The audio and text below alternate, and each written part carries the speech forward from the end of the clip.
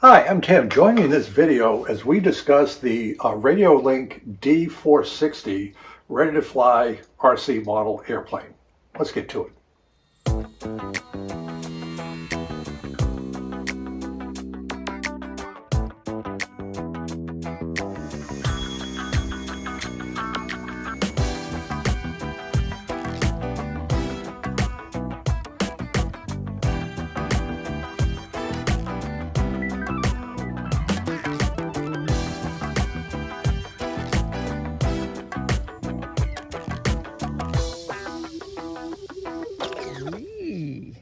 So this video will be on the RadioLink D460. The folks at RadioLink were nice enough to send it to me.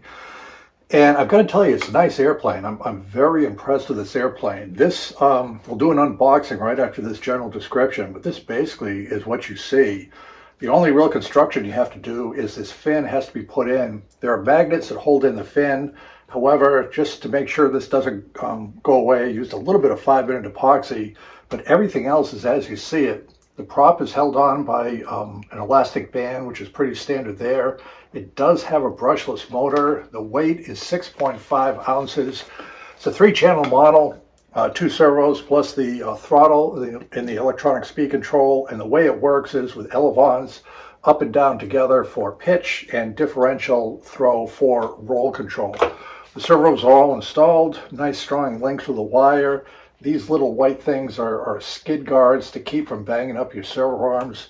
They even have thought ahead to put little hand holes for your hand when you're launching the glider.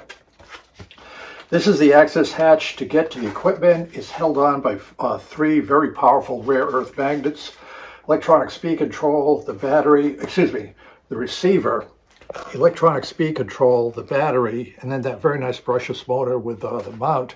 Everything's built in. It just is just a very nice, solid, and like I said, light. It's 6.5 ounces with the battery airplane. So let's unbox it and take a look at that. Then we'll continue with the video. The folks at RadioLink sent me the RadioLink D460. Looks like a kind of a flying wing type of airplane.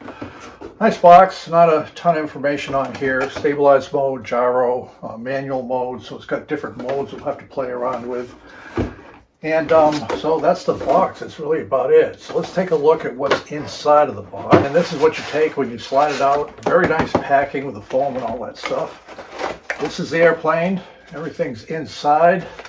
See, the servos are installed, all the control horns. That makes it nice. My guess is some sort of elevon arrangement with these will perform both an elevator and an aileron roll function. We'll have to install the fin.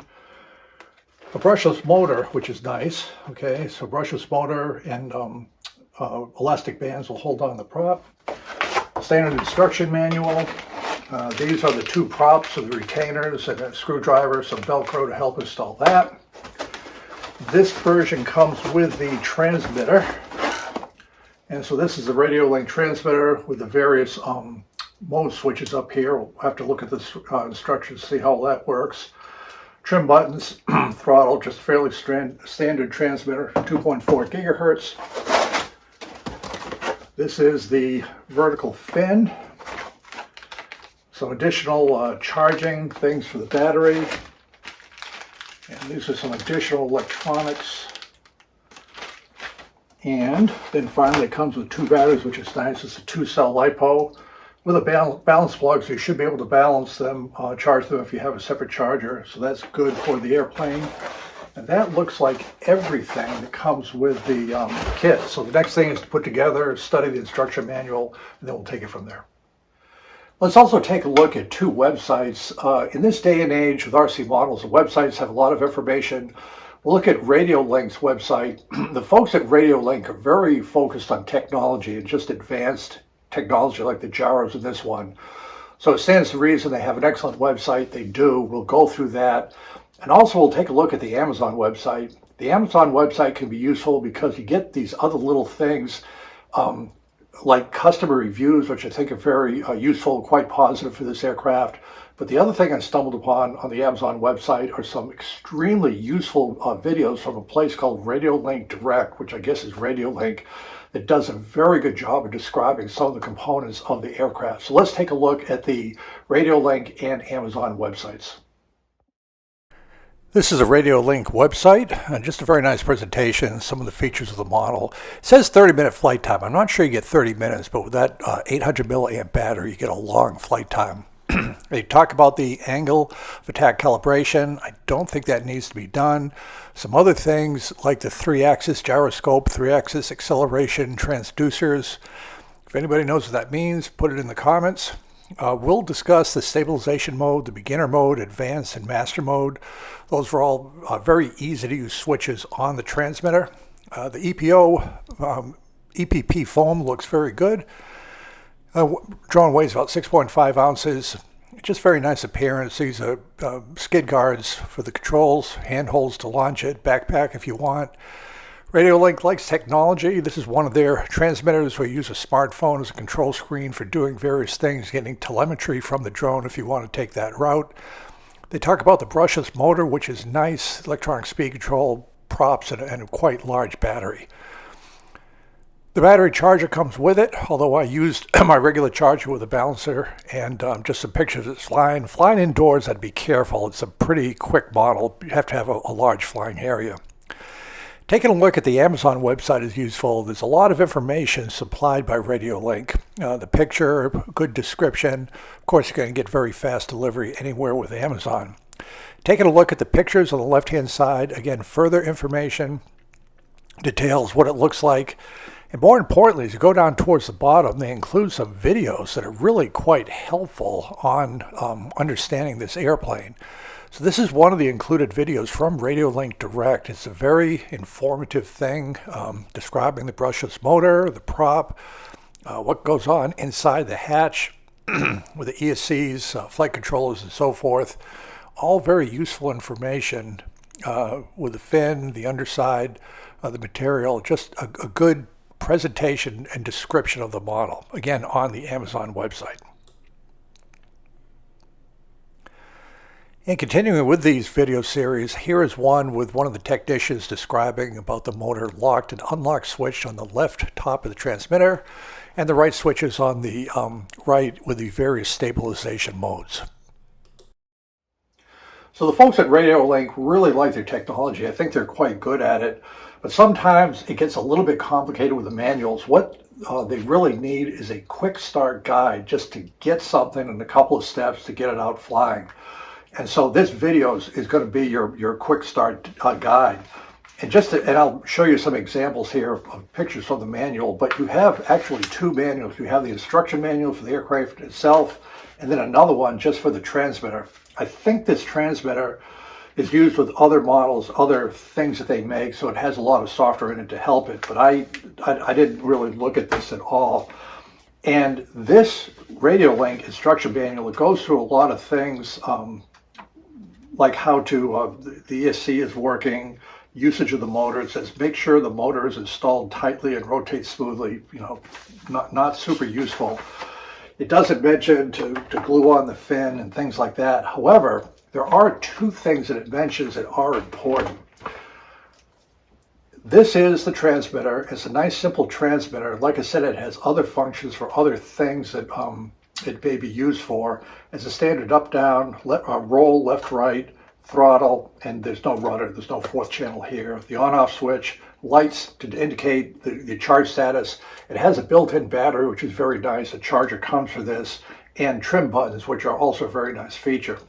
Now, what is unusual are what they call channel 5 and channel 7 up here. These I'll call them rocker switches. So I'll show you the diagram of what these rocker switches do. The manual calls it stabilized mode, gyro mode, and manual mode. So what that means is manual mode, there's no stabilization whatsoever to the model. It is just whatever input you give to the controls is going to do that. And with the amount of throw that you'll see on this model, I was concerned about it even being controllable, that amount of throw. There's no way to adjust the percentage of the throw on this without going into some crazy sub-menu with your smartphone. However, what I did was I flew in the stabilized mode, which is they call it the beginner mode. What that means is the gyros are completely activated with the control surfaces, and it makes for a very smooth flight. And you saw in the video that it is truly a smooth flight. It is a very pleasant aircraft to fly. Take off at full power, it really zips around. Once you throttle back, it's just a smooth flying airplane. You'll see in the videos that I'm very comfortable flying at a very low altitude as we're circling around. It's just a good flying airplane. Let's take a close-up of these channel 5 stabilization switch. So it's on the right side, and here channel 5 is right here. Now they call it down, center, up. I think a better way to look at it is forward, center, and then after back. The back is a stabilized mode with the all the gyros are working. This is a middle gyro mode, gyros off. The other thing that's of interest is the switch off to the left here, channel 7. This is a motor unlock switch. When this switch is all the way back, the motor is locked, it won't work. When it's forward, the motor can operate. That's a good little safety feature to have so you don't accidentally start the motor on the bench because it has no landing gear. You have to be very careful of that. Some other things that are in the manual, they talk about bonding the receiver to the model. It comes with the factory bonded. The RadioLink direct videos said that that's done at the factory. You don't have to worry about it. Some sort of gyro self-test.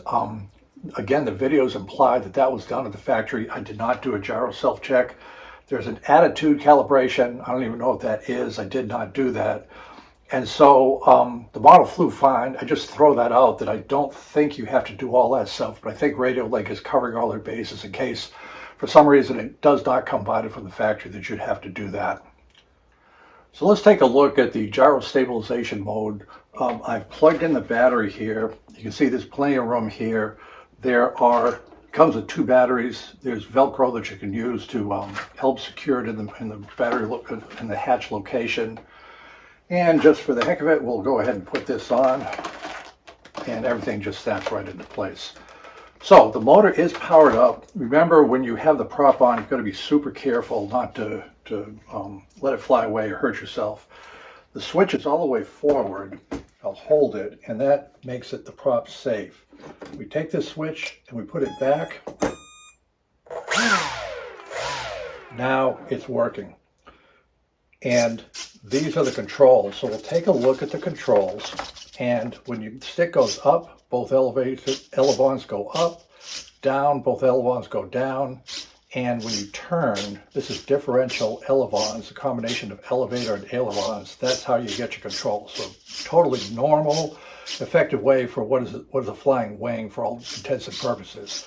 As I mentioned before, there's an awful lot of throw for a first flight. I was a little bit concerned about that, but it just, the gyros help a lot. Now I'm all the way back on this rocker switch. When I put it forward, you can see there's no movement of the controls when you move it. You're in totally non-gyro, free movement. And that is going to make the thing be incredibly aerobatic. You put this switch all the way back, and now you can see when I move the airplane how the controls on their own are trying to stabilize the model in both pitch and roll. And that really helps for a beginner to smooth out their flight as they fly the model. So even though they call the stabilized mode the beginner mode, this is not a model for a first-time pilot. It's a wonderful airplane. It flies great, but it goes exactly where you point it. You need a little bit of experience under your belt because it's very quick on the controls, and it just is very quick on that. So it's a great sport flyer. It's a great thing to throw in your car to take to the field. If you like fast-paced acrobatics, I think this would be ideal for you. But those are my thoughts on beginners flying this model. It's a great sport flyer, but probably not good for your first airplane. So let's head out for the field and do some test flights with the D460. So it's a nice day here at the field. Absolutely no wind. Nice, sunny, warm. We're going to give the D460 test flight. Everything looks okay. There's really not too much to pre-flight, but we'll put on the battery, do a control check of the elevons. I'll make sure we're in the beginner mode for the transmitter, and try to give it a test flight.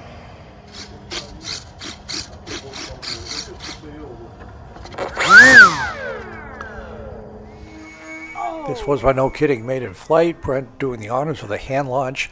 It was very sensitive in pitch, as you can see, so I just had to figure that out, settle down. The nose was still hunting a little bit, but it's a good flying airplane. It was just me that was doing that back and forth.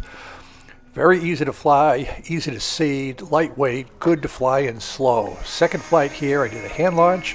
Again, a little bit of nose up just to get away from the ground. And then once we settle down with the airspeed, just a very smooth flyer. You can just see how pleasant it is to fly in a low altitude environment here.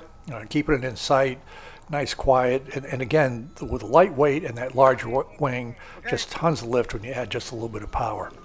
Circling around and coming into land, be sure when you land you turn off the motor before you land so you don't damage the prop. Whee. We're back from the field. We had two very good test flights. I am extremely happy with this model. It flew absolutely wonderful. It is quick on the controls. I don't want to call it touchy because it was my first time flying it. The second flight I did my own hand launch and I could anticipate how it worked out. And I like flying low and slow. This model actually low and slow, this low weight, and it's essentially a lifting body wing here. It's just a very pleasant, smooth, predictable aircraft to fly. I think by going into the more advanced non-gyro modes, you can make it do essentially any aerobatic you want. Just keep track of the orientation. The bottom and top are the same colors pretty much. You're going to have to keep in mind of that. The fin is going to be your one identifying feature.